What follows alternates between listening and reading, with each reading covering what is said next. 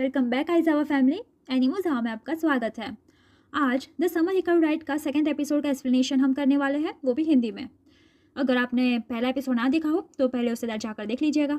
तो आइए शुरू करते हैं। The summer Hikaru ride second episode, suspicious. Episode की शुरुआत हिकारू और योशिकी से होती है, जो स्कूल के लिए लेट हो गए होता है और जल्दी जल्दी साइकिल भगा रहे होता है। तभी योशिकी पुलिस वालों की कार देखकर साइकिल रोक लेता है। योशिकी उस हिकारू से पूछता है, पुलिस यहाँ क्या कर रही है? हिकारू उसे बताता है कि कल रात उस दादी माँ की डेथ हो गई थी, जिसका नाम मात्सुरा होता है। योशिकी शॉक्ड हो जाता है और उसे थोड़ा डाउट भी होता है कि शायद हिकारू यानी कि उन्होंने सामान्य ही मात्सुरा को मारा होगा। दूसरी तरफ तानाका उसके हैमस्टर के साथ विलेज के लिए निकल चुका होता है। आगे हमें स्कूल का सीन दिखाया जाता है, जिसमें हिकारू और स्टूडेंट्स गाने की प्रैक्टिस कर रहे होते हैं और योशिकी और उसके बाकी के दोस्त उस दादी माँ की बात कर रहे होते हैं। योशिकी का दोस्त योता बताता है कि दादी माँ ने सुसाइड किया था। उन्होंने मुट्ठी को गले में ठूस कर खुद की जान ले ली। उसने कुछ तो देखा जो उसे नहीं देखना चाहिए था। योशिकी को पूरा शक होता है, ये जरूर हिकारू ने किया होगा। उसका दोस्त योता उसके घर तक छोड़ने के लिए वो योशिकी से हेल्प मांगता है, क्योंकि जहाँ से वो घर जाता है वहाँ टनल का काम चल रहा है। तो वो एक खतरनाक जंगल से होते हुए आता है, लेकिन उसे वहाँ कुछ तो अजीब और डरावना लगता है, जैसे वहाँ कोई है। वो देखे बगैर वहाँ से भाग जाता है। आसाको ये बात सुनकर एक्साइटेड हो जाती है और सभी साथ चलने बोलते हैं। तभी हिकारू भी ये सुन लेता है और साथ चलने को बोलता है। सीन बदलता है, तानाका उस जगह पहुंच चुका होता है। ताकेदा उस पर गुस्सा होता है क्योंकि वो लेट आया होता है। तानाका और बाकी के लोग मात्सुरा के घर में घुसते हैं कि कुछ उसे मिल जाए। तभी चश्मिश अंकल बताते हैं कि सिर्फ मात्सुरा नहीं, कुछ समय से बहुत सारी अजीब सी चीजें विलेज में हो रही है। तुम्हें पहले से पता है कि इंडो फैमिली का जो बेटा है वो खो गया था, यानी कि हिकारू। उनका रिचुअल फेल हो गया था। सीन बदलता है और दिखाया जाता है कि सभी उस जंगल के अंदर जाते हैं। योता अभी भी डरा होता है और बोलता है, रुको मेरे लिए, रुको, मैं मर जाऊंगा, रुको मेरे लिए। और वो भी अंदर चला जाता है। सभी सेफली जंगल को पार कर लेते हैं और उस लड़के को कहते हैं कि देखो यहाँ तो कुछ नहीं हुआ, सब सिंपली सेफली आ गए हैं। वो सबको थैंक यू बोलता है और सेफली वहाँ से घर वापस लौटने को बोलता है। अगले सीन में दिखाया जाता है कि उन्हें मित्सुरा के घर में कुछ पैम्पलेट्स और कुछ पेजेस में उनकी सामान लिखा मिलता है। चश्मिश अंकल तानाका को कहता है कि मित्सुरा जब छोटी थी तब पहाड़ों में उसके साथ कुछ खतरनाक हादसा हुआ था और तभी उसे उनकी सामान दिखा था। आगे वो तानाका को मित्सुरा के बारे में बताता है कि उसकी बेटी अचानक से बिना किसी सबूत के गायब हो गई थी। तानाका को भी थोड़ा डाउट हो जाता है कि कुछ तो ऐसा उस पहाड़ों में घूमता था जिससे मित्सुरा इतना डरती थी। सीन बदलता है और योशिकी, हिकारू और बाकी के दो लड़कियां उस लड़के को घर छोड़ के लौट रहे होता है। तभी योशिकी को जंगल के अंदर कुछ जिगजैग जैसी चीज दिखती है। अचानक से वो चीज हिलने लगती है और धीरे धीरे योशिकी की तरफ बढ़ रही होती है। योशिकी तो पूरा डर जाता है। तभी हिकारू उसे आवाज लगाता है और बोलता है, तुमने उसे देख लिया है ना, वो तुम्हारा पीछा कर रहा है। हिकारू की आंखें लाल हो जाती है और वो अचानक से गिर जाता है। उसके नाक से खून निकलने लगता है, जैसे जोर से कि कोई चीज उससे टकराई हो। तभी सीन बदल जाता है।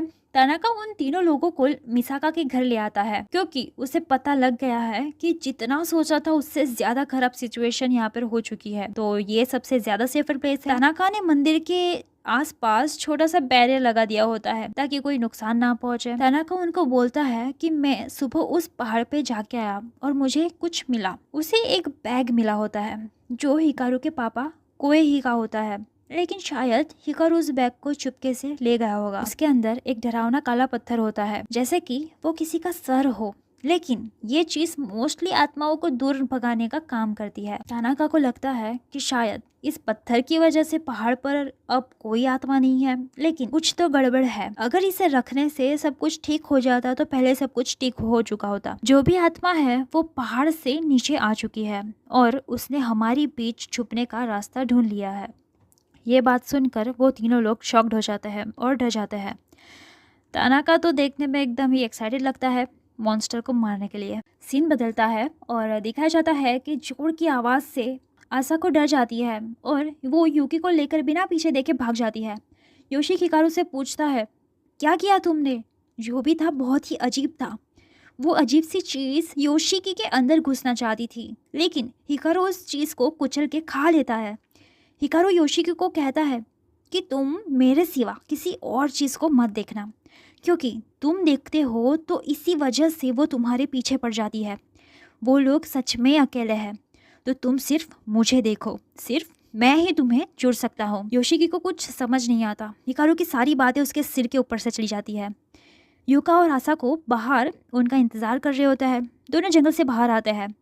यूकी उन्हें कहती है कि हमें वहाँ ज़ोर से किसी चीज़ की आवाज़ आई थी, लेकिन हिकारू उस बात को टाल देता है कि कुछ नहीं, किसी ने नकली बंदूक से डराने की कोशिश की होगी। लेकिन आसाको को कुछ तो अजीब लगता है। उसे कुछ अजीब फीलिंग पहले से ही आ रही थी और वो अचानक से गायब हो जाती है। लेकिन यहाँ पर हिकारू आसाको की तरफ ऐसे देख रहा होता है कि जैसे उसे सब कुछ सुनाई दे रहा हो। तभी वो हिकारू यानी कि उन्नोकी सामा योशिकी की तरफ देखता है और मन ही मन में बोलता है कि मुझे इसे ले जाने की ज़रूरत नहीं है, ये वैसे भी मेरे साथ ही रहेगा और किसी को मैं इसे चुराने नहीं दूंगा। सीन बदलता है और हिकारू का फ्लैशबैक दिखाया जाता है। हिकारू के पापा उसे कहते हैं कि अगर तुम्हें किसी लड़की से प्यार हो जाए तो जल्द से जल्द उससे शादी कर लेना।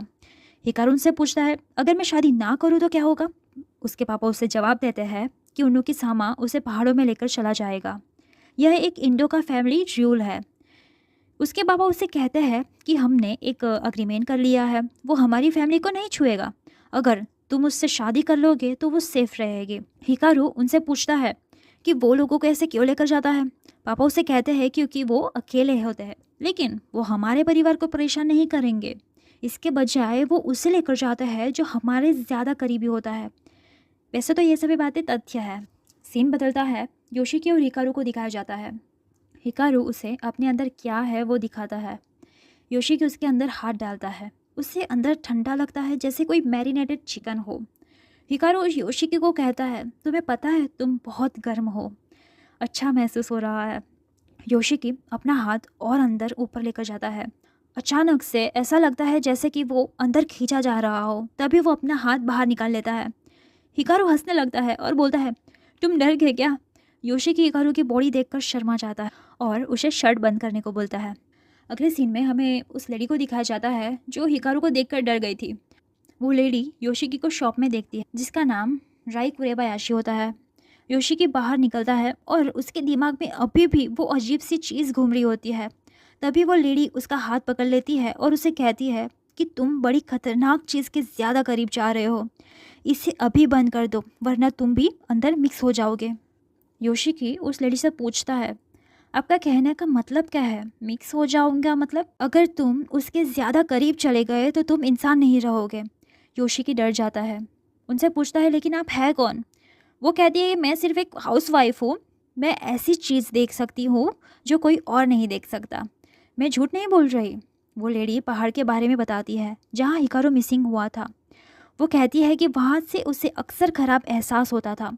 उसे पता था कि वहाँ कुछ तो खतरनाक चीज़ है, लेकिन अचानक से वो चीज़ वहाँ से गायब हो गई है। पता नहीं अब वो कहाँ गई है, क्या हुआ होगा, लेकिन वो जो चीज़ है वो तुमसे चिपक गई है, यानी जुड़ गई है। योशिकी ये बात सुनकर डर जाता है, लेकिन ऐसा बर्ताव करता है जैसे उसे कुछ नहीं मालूम। लेडी उसे अपना नंबर देती है ताकि कोई प्रॉब्लम हो तो कॉल कर सके। सीन बदलता है और दिखाया जाता है कि योशिकी अपने कमरे में मोबाइल देखा सोया है। उसके दिमाग में अभी तक वही चीज़ घूम रही होती है। उसके दिमाग में हिकारू घूमता रहता है। उसे हिकारू के सिवा और कोई नहीं दिख, लेकिन वो रियल हिकारू नहीं, उन्नोकी सामा है। और यहाँ पर हमारा सेकंड एपिसोड खत्म हो जाता है। अभी तक देखकर तो यही पता चलता है कि योशिकी हिकारू से बहुत प्यार करता है। इसी वजह से वो देख नहीं पा रहा कि वो हिकारू नहीं किसी और ही चीज़ ने उसके अंदर कब्जा कर लिया है। लेकिन जितना वो उसके पास जाएगा उतना ही वो उस पर हावी होता जाएगा।